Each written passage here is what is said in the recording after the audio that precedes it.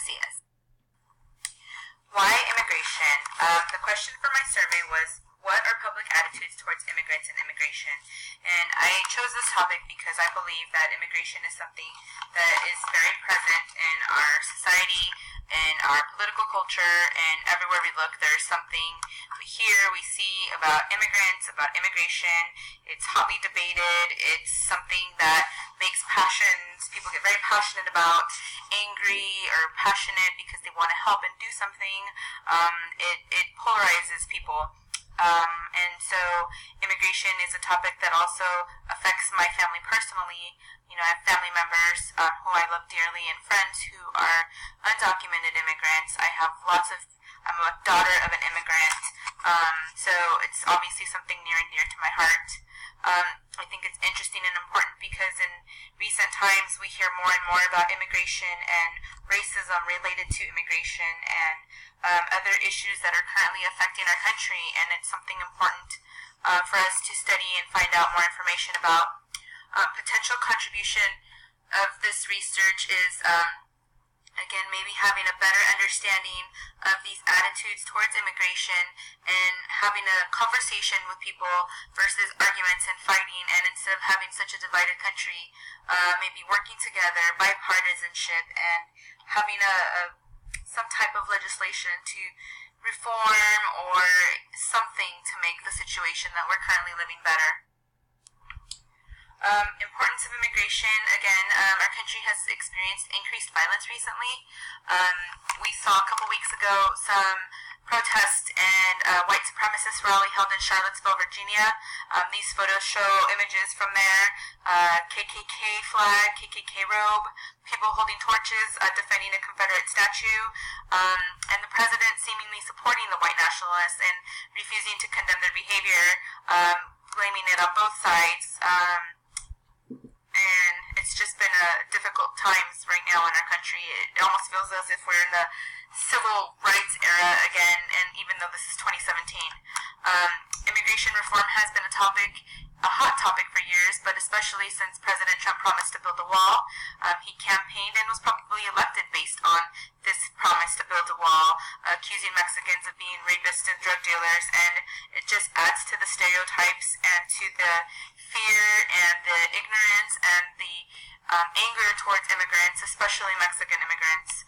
And it's important to understand what American attitudes towards immigration are, because we need to make a change, and in order for any type of change to happen, there needs to be an understanding, and there will never be an understanding if we can't sit down and have a conversation with each other and know where both sides are coming from.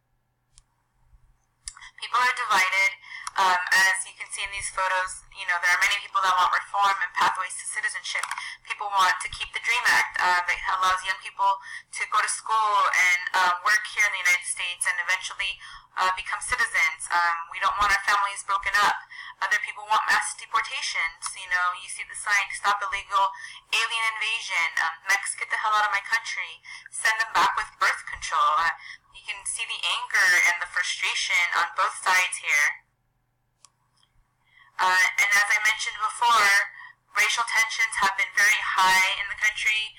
Just recently we experienced the events in Charlottesville, something that we hadn't seen in this country in ages, honestly, something to that degree. And many people are sad and hurt and furious and incredulous. I cannot believe that in 2017 we still have things like this occurring in this country. And here, you know, in these two short videos, we have Jimmy Fallon addressing the events in Charlottesville and addressing racism and his thoughts on that. And just below that, there's a video of another immigration protest that took place just this past weekend in Laguna Beach, California, which is in Orange County and a neighboring county here to where I live in Corona. And so, you know, it's something that's ongoing, and it's not just isolated in one part of the country, it's everywhere. The importance of this survey is to find out what attitudes really are towards immigration and immigrants, not just based upon extreme views seen by demonstrators on the news, hopefully to get a better understanding so we can work toward improving the division in our country, working toward improving the broken immigration system, them, and also to debunk some of the stereotypes that are there, to help people have a better understanding and not be clouded by their ignorant judgments, based on stereotypes that are obviously not true. Scholarly research that was done, an article, Do National Feelings Influence Public Attitudes Towards Immigration by Jom. Based on previous research, there's been a consensus that there are various types of national feelings, such as national pride, nationalism, blind patriotism, constructive patriotism, chauvinism, national identity, and so on. Basically, he believes that immigration issues challenge the very conception of a person's nation, and that people's attitudes towards immigrants are associated with feelings towards a nation. And we saw this in Charlottesville. We see this with white supremacists. It's like the immigrants are taking their culture away from them. They're exploiting white culture or something. I don't understand. Comparative analysis of public attitudes towards immigrants and immigration using multinational survey data. In this article, analyzed several data collection methods and theories related to public attitudes towards immigration in different countries that involved with the United Nations, including the United States. Selective exposure to cable news and immigration in the U.S., the relationship between Fox News, CNN, and attitudes towards Mexican immigrants.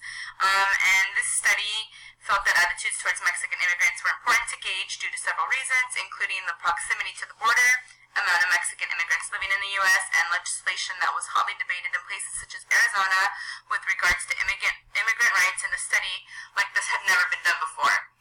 So the results of their study was surprise. People with predominantly conservative views tend to watch Fox News and have unfavorable views of Mexican immigrants, while people that are have more liberal views tend to watch CNN and have more favorable views of Mexican immigrants. Next article is Party Identification, Contact, Context, and Public Attitudes Towards Illegal Immigrants, or Illegal Immigration. And according to this article, social scientists point to political predispositions, perceptions of competition for jobs between native-born and immigrant workers, and perception of cultural threat. We see this a lot in blue-collar jobs, entry-level warehouse workers, construction workers, not so much on the white-collar jobs, but we do see this a lot in blue-collar jobs because, of course, the greatest competition is from the cheaper immigrant labor. And sources of support for immigration restriction, economics, politics, or anti-Latino bias.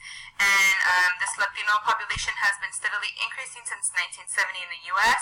In 2010, Latinos rose to 16.3% of the overall population, according to the Census Bureau. This study shows that not all Americans are welcoming to the idea of these demographic changes. It examines whether measures of derogation, disrespect, and discomfort toward Latinos shape support for restrictive immigration policies, and basically they found that policies are formed based on attitudes towards Latinos, and most attitudes towards Latinos are negative. They believe that because of this, there is support for immigration restriction. Now, to my research tools, the method I chose for this project was a survey. The survey was administered using SurveyMonkey and distributed via Facebook. My first attempt at the survey failed miserably. I redid the survey and attempted a second time. Initially, when I set it up incorrectly, and the data was compromised. So in order to protect the integrity of my data, I started from scratch. I reworded some questions that seemed to be a little bit misleading so that they would be unbiased questions. And my second attempt at my survey was successful, and I stayed within my 10 respondents as assigned. These are my survey questions. So the first couple of questions here are for gender, education level, political party preference, or identification, race and ethnicity, age, and religious affiliation, if any. The next question is, do you personally know anyone who's undocumented immigrant?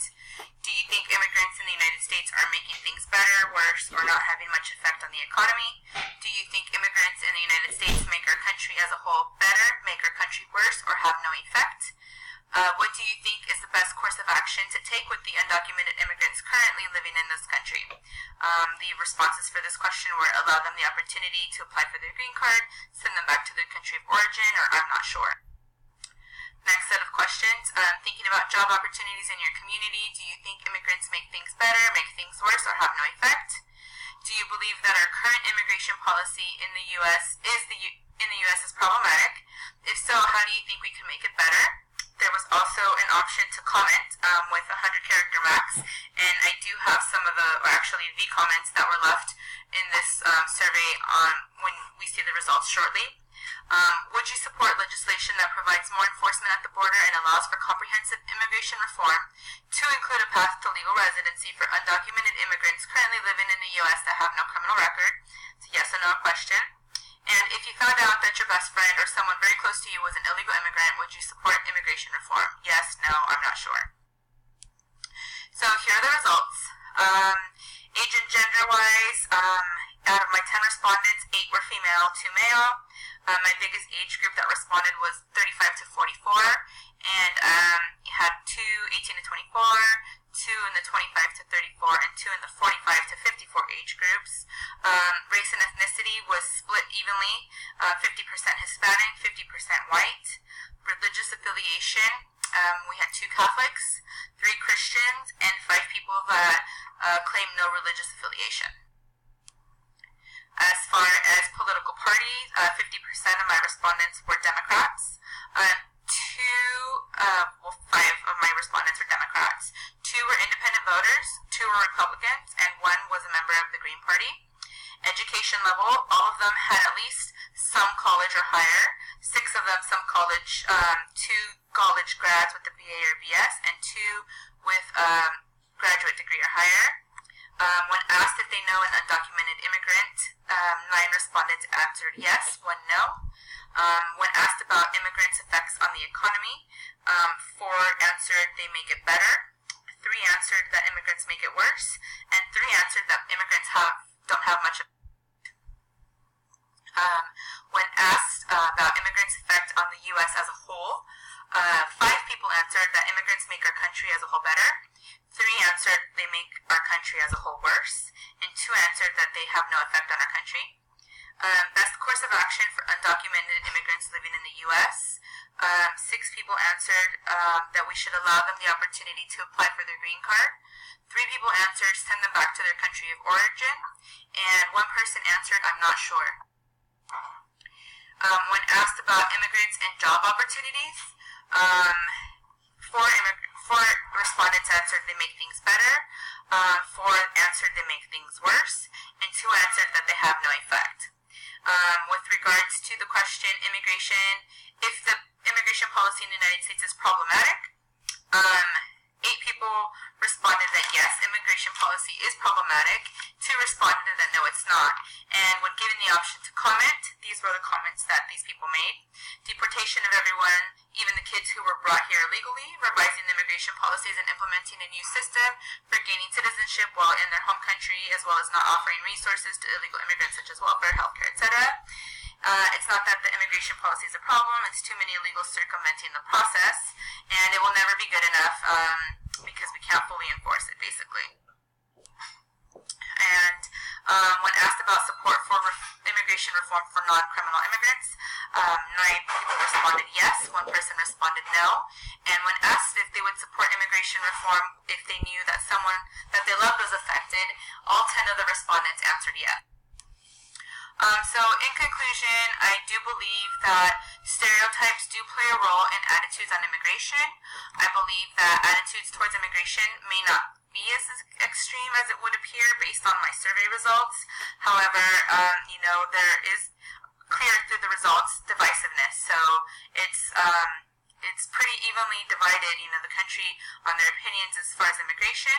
I believe that perhaps educating people to debunk stereotypes would help to unite and not divide the country. I believe that education and conversations are part of the best ways to lead to better understanding for both sides and to help and ensure some type of reform, some type of improvement to our current broken system, my belief at least. And as seen through the survey results, stereotypes do play a role in attitudes. As I mentioned with the president and his comments about Mexicans being rapists and drug dealers,